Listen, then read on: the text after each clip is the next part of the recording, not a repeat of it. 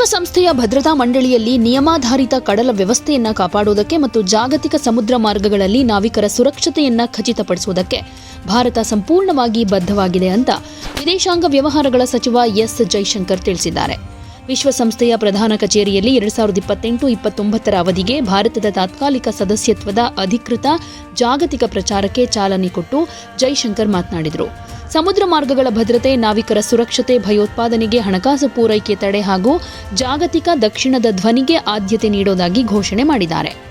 ವಿಶ್ವಸಂಸ್ಥೆಯ ರಾಯಭಾರಿಗಳು, ರಾಜತಾಂತ್ರಿಕರು ಹಾಗೂ ಅಧಿಕಾರಿಗಳ ಸಮ್ಮುಖದಲ್ಲಿ ನಡೆದ ಕಾರ್ಯಕ್ರಮದಲ್ಲಿ ಮಾತನಾಡಿರೋ ಜೈಶಂಕರ್, ವಿಶ್ವಸಂಸ್ಥೆಯಲ್ಲಿ ಭಾರತದ ಕಾರ್ಯತಂತ್ರ ಶಾಂತಿ ಅನ್ನೋ ಪರಿಕಲ್ಪನೆಯ ಮೇಲೆ ಆಧಾರಿತವಾಗಿದ್ದು, ಈ ಶಾಂತಿ ಅಂತಂದ್ರೆ SHANTIಗೆ securing holistic advancement through norms, trust and integrity ಅನ್ನೋ ಪರಿಕಲ್ಪನೆಯ ಮೇಲೆ ಆಧಾರಿತ ಆಗಿದ್ದು, ಇದೇ ಮಾರ್ಗದ ಅಡಿ ಭಾರತ ತನ್ನ ಆದ್ಯತೆಗಳನ್ನು ಮುಂದುವರಿಸುತ್ತೆ ಅಂತ ಹೇಳಿದರು.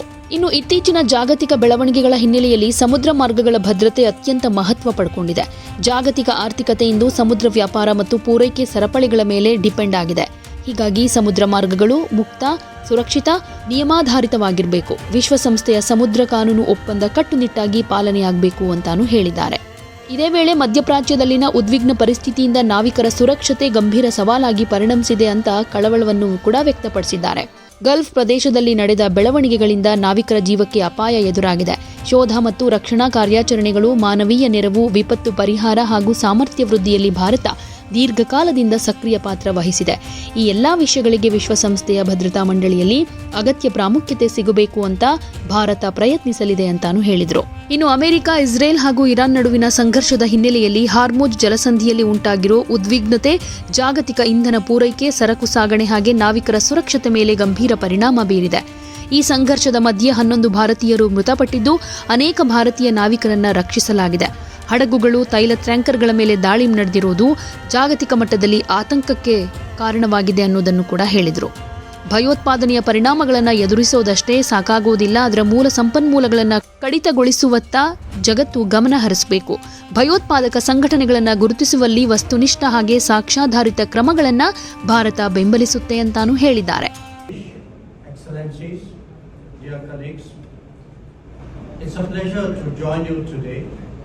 Today afternoon to launch India's candidature to serve as a non-permanent member of the United Nations Security Council for the term 2028-29. We do so at a time when the world is facing profound paradox. Never before has the world possessed such immense capabilities advance human welfare at this scale. At the same time, we are witnessing levels of conflict, violence and instability that threaten even those who may be very far away. To address this complexity, the United Nations must take the lead and the Security Council must show the way. Elections to its membership consequently assume great importance. As a candidate, it is natural that member states would like to understand what India brings to the table. One part of that is our vision of the priorities that the world and the United Nations must address.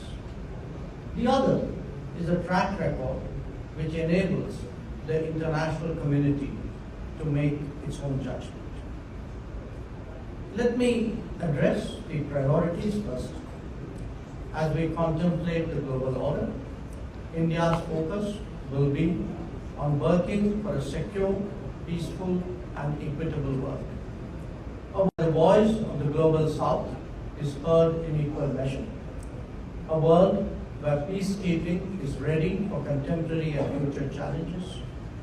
A world where multilateralism reflects contemporary realities and provides effective solutions, not remain a bystander. A world where the promise of technology is fully realized while safeguarding against its misuse and misapplication. A world as well whose oceans are safe and secure so that maritime lifelines are not threatened. A world where the scourge of terrorism is countered by choking the resources that feed it. ಯಾವುದೇ ಸುದ್ದಿಯ update ಅನ್ನ miss ಮಾಡ್ಕೊಳ್ಬಾರ್ದು ಅಂದ್ರೆ ಈಗ್ಲೇ one ಇಂಡಿಯಾವನ್ನ subscribe ಮಾಡಿ. ನಿಮಗೆ ಬೇಕಾದ ಭಾಷೆಯಲ್ಲಿ ಎಲ್ಲಾ ಸುದ್ದಿ ತಿಳಿಬೇಕು ಅಂದ್ರೆ ಒನ್ ಇಂಡಿಯಾ ಆಪ್ ಅನ್ನ ಡೌನ್ಲೋಡ್ ಮಾಡ್ಕೊಳ್ಳಿ.